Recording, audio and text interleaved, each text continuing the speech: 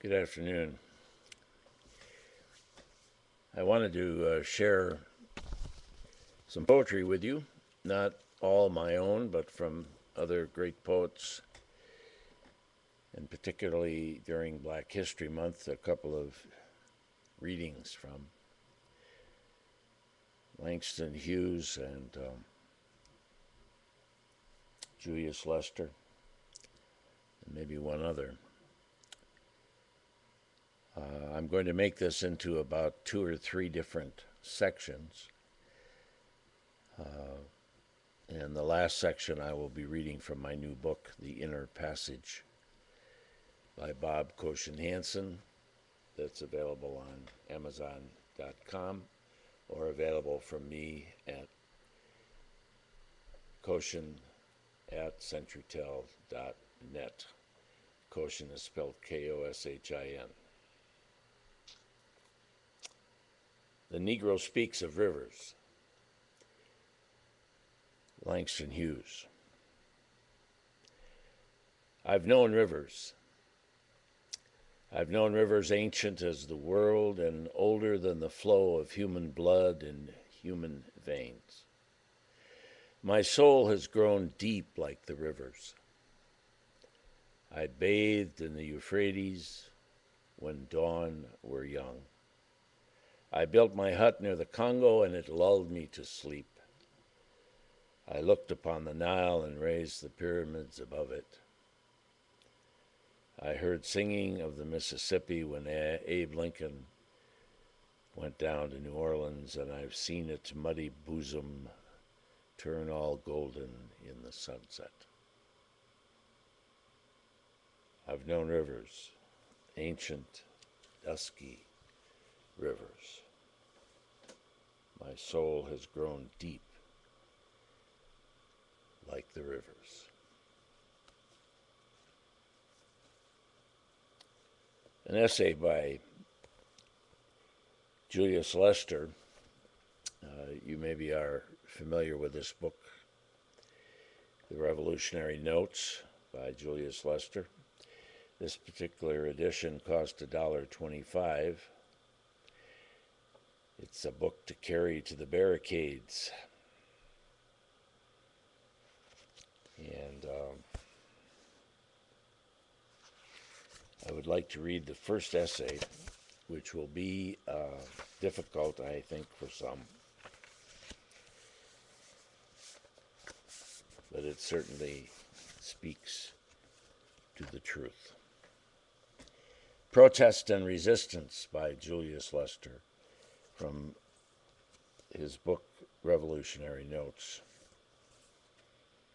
To protest is to speak out against, to let it be known that you do not like a certain action of another. To protest is the act of intellectual commitment. It is to say, "Sir, I protest," when you are slapped in the face. To protest is to play a game. You go to a demonstration, listen to speeches, wave signs, and go home and see if you got on television. There are many toys in the game of protest. There is the picket line. Originally, a picket line was formed by striking workers to keep the strike breakers out. If anyone tried to cross the picket line, the strikers tried to kill him. Today, you get a permit from the police to picket. There is no protest if permission must be sought and rules abided by. We have allowed the form that our protest takes to be defined by those whom we protest against. Thus, our protest is drained of its power because we do not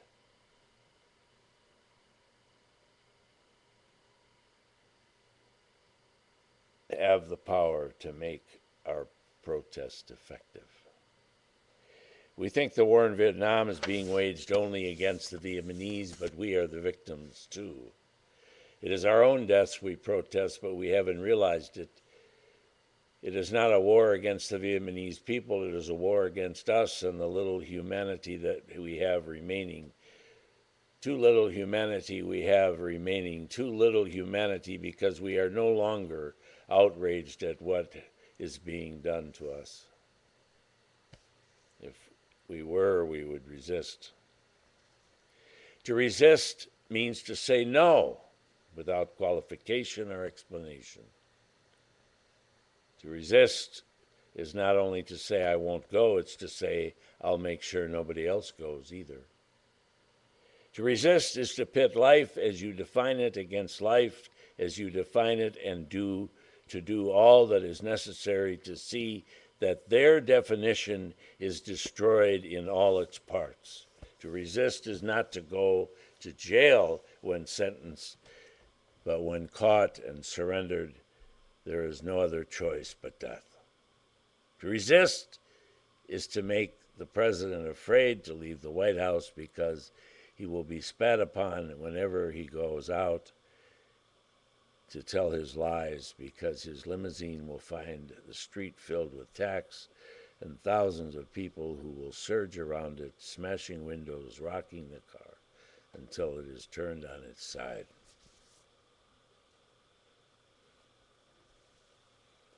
Have we forgotten the man is a murderer? It is us he is killing. To resist is to realize that your own life is at stake at every moment. To resist is to become alive, truly alive for the first time. It is to say, not only will I accept what you are doing, I will stop you from doing it. No one shall sleep peacefully again until you cease and desist and abdicate. To resist is to say, if the parents of Vietnam weep for their children, then the parents of America shall weep for theirs. If the people of Vietnam are unable to harvest their crop without fear, to live their lives without being shouted by the shadow of death, then no American shall harvest his crop without fear. No American shall live outside the shadow of death.